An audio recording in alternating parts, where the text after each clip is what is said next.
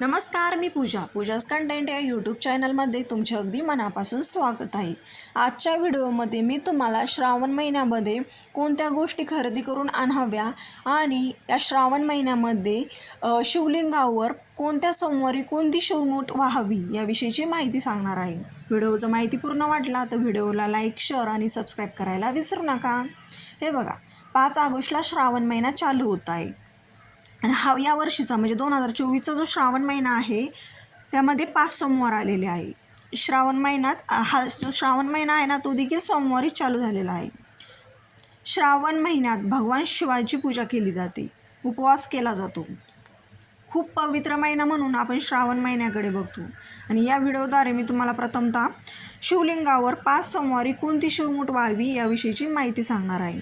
आणि हाच महिन्यामध्ये म्हणजे श्रावण महिन्यातच माता पार्वतींनी महादेवांना प्रसन्न करून घेतले होते.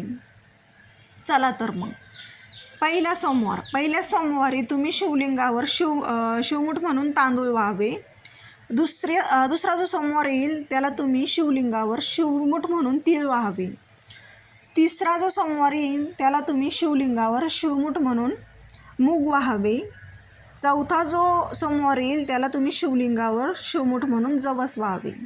आणि 5वा जो सोमवार असेल शेवटचा त्याला तुम्ही शिवलिंगावर शिवमूठ म्हणून हरभरे व्हावेत.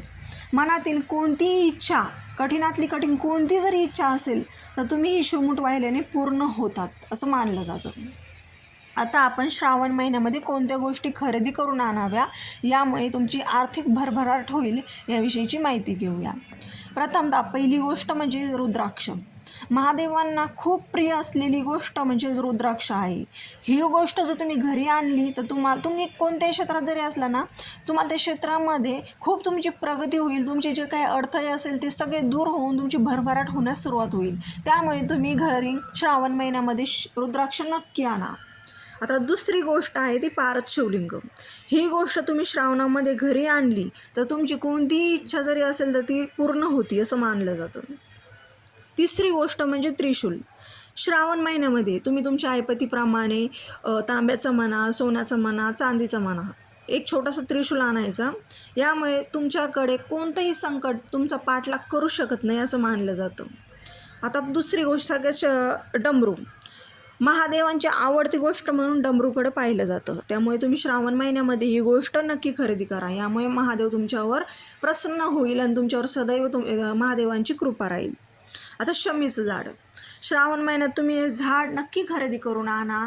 यामुळे काय होईल, ती लक्ष्मी तुमच्यावर सदैव प्रसन्न राहते. त्यामुळे तुम्ही हे शमीचं झाड घरी नक्की आणा श्रावण महिन्यामध्ये.